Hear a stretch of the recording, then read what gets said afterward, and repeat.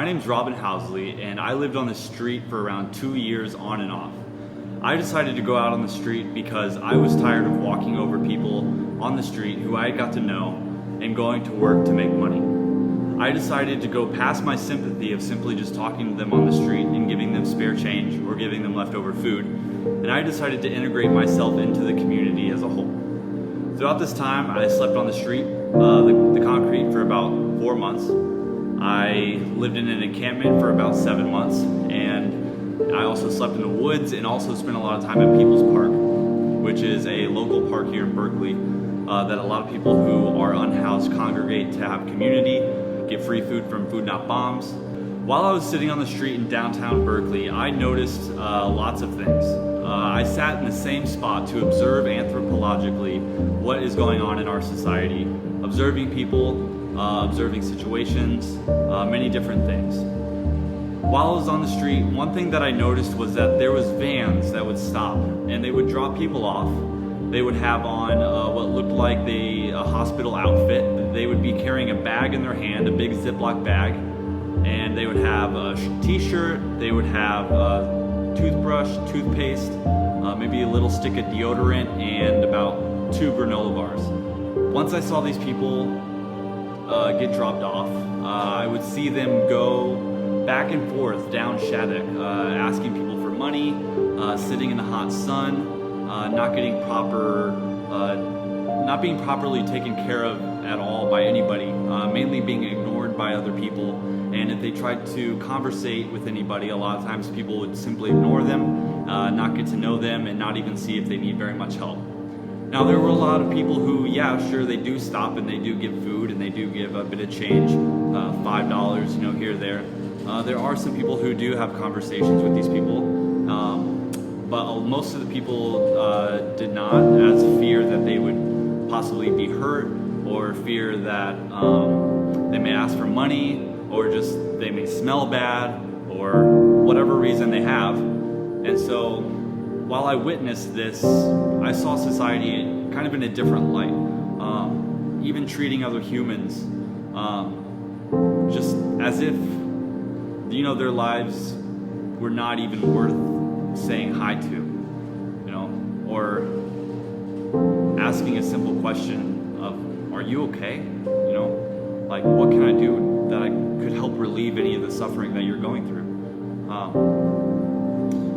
So basically, I made the connection from these vans dropping people off that most likely from their outfit they came from a mental hospital. And so whenever people get taken away to a mental hospital and they're picked up by an ambulance, it's called a 5150.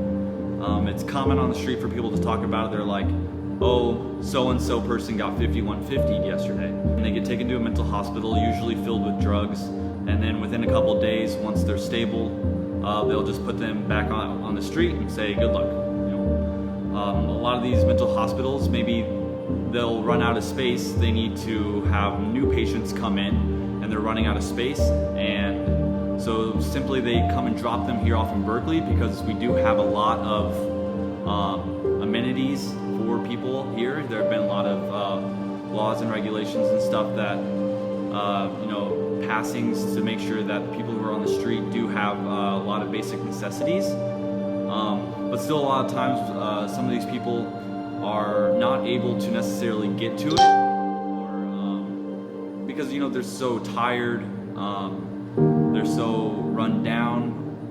A part of me even feels like that a lot of people are even used to just being dirty, just used to being treated like crap, that they find no point in putting in the effort because they barely have any energy or food or whatever the case may be for the individual.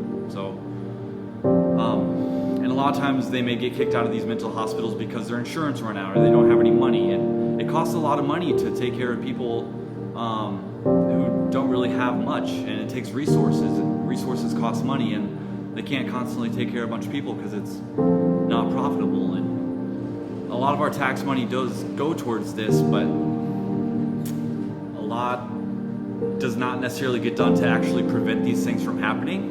Another thing I wanted to talk about was in regards to food stamps going down to social services, my experiences in regards to that. I found that social services is run by the government. It's run by the taxpayers' money.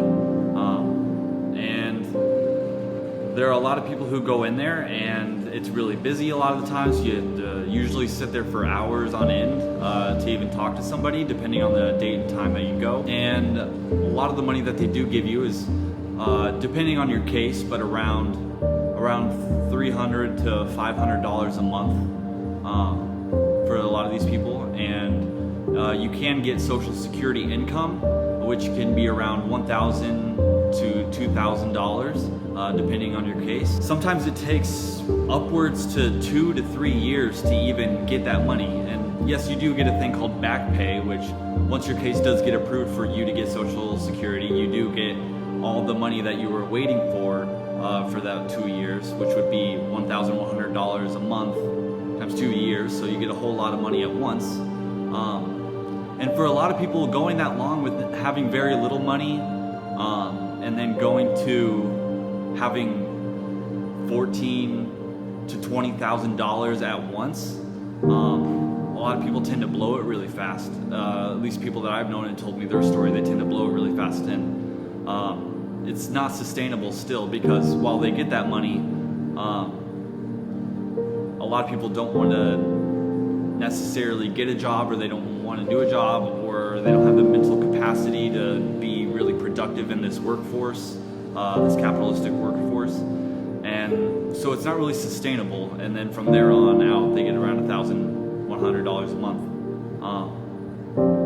But I just wanted to let you all know what I witnessed, and I just want to say, like, we should spend more time as people to go out in the city and just meet people for the sole purpose. I feel like a lot of people's purpose for going out and about these days is to go buy something, or go to the bank, or go hang out at a friend's house, and or whatever the case may be of why you're heading out and about. But I have not met a whole lot of people whose main intention of going outside was to try to get to know the community that you live in, and gain relations with the people there, and hear their stories. You know, really listen and try to make as many connections as you can. So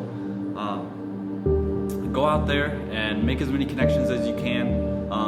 And even if you want to do what I did, try sitting in the same spot for a while. Like, even if you do have a house, you don't have to not have a house to do this. I didn't necessarily be like, oh, I don't have a house, so I'm just gonna go sit. It was that I just sat there, and I just wanted to bear witness to everything that was happening and see what I could find. And me seeing those people dropped off in the van was a tip of the iceberg of the things that I saw. So I'm gonna keep on making videos, and I'm gonna keep on telling you all the things that I've witnessed, and also how it relates to our social and economic structures, and what we can do in a new system that's truly loving, truly connecting, truly making sure that the people and the animals that live on our earth are safe, protected, and have all their necessities taken care of, and to live in a world where we're not limited on what we can do, where we can all reach our fullest potential as individuals and live the best life that we can. So